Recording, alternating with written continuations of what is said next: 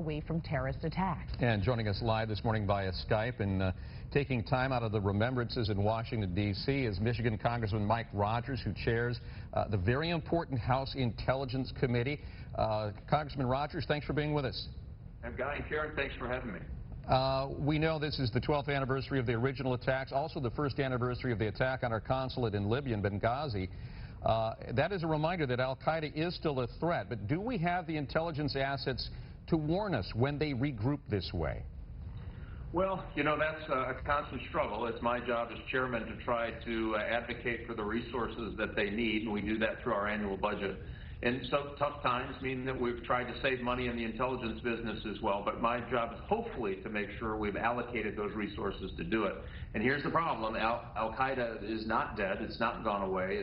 There is a rise, and it's called Al-Qaida in the Maghreb. That's northern Africa, which would be Libya as well. Then you also have Al-Qaida in the Arabian Peninsula, a place Yemen, where we see a rise, or at least they're trying to get a foothold. And you see a huge collection of Al-Qaida fighters in the eastern part of Syria in a way that we really haven't seen them group before. All of those are really concerning issues. And Congressman, what's your reaction to that recent Washington Post report which highlights what they call huge gaps in our knowledge about China, North Korea, Iran, Russia, to cyber attacks and other forms of terrorism? Yeah, no, well, cyber attacks are on the rise. We've had a difficult time, I think, getting the American public to understand the severity of nation states who are engaged in cyber, both espionage and attacks against the United States.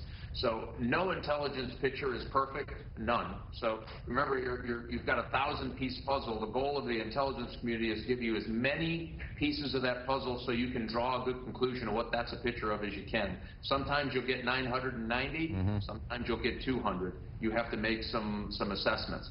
On cyber, we know exactly what they're doing. We're going to have to come to grips with the fact that the new world order is that these nation states can come after the United States in ways that we can't even reciprocate with other countries because we're so connected to the internet here.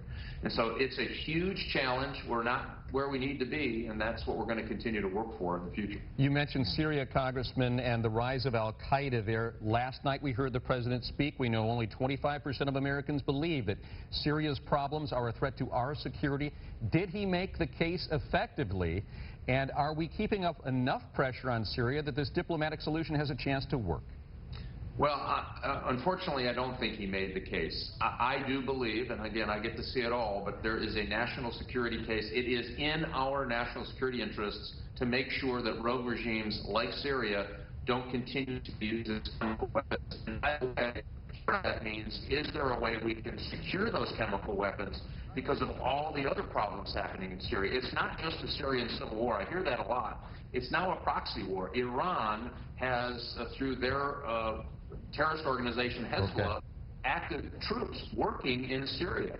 I mean, this is a huge problem, and it's getting worse. So you have Hezbollah, a Shia organization. You have Al-Qaida in the east, a Sunni organization. You have Russia that is stirring this pot, and you have a huge cache of very dangerous chemical weapons, by the way, that were designed to be able to fly to Israel. That's why they had them, to be a counterweight to what they thought was a possible Israeli incursion into Syria at one point. So that makes them very lethal. They have some range to them, really dangerous. It's in our national security interest to try to secure those stockpiles. All right, Congressman Rogers, thanks so much for joining us. We appreciate the work you're doing on the House Intelligence Committee, keeping us safe. And we're certainly, Washington is in our thoughts today. Definitely. Thank you, Congressman. Thanks, Karen. All right. Well, next on Live in the D, $20,000 to help revitalize Detroit with art. See who has won the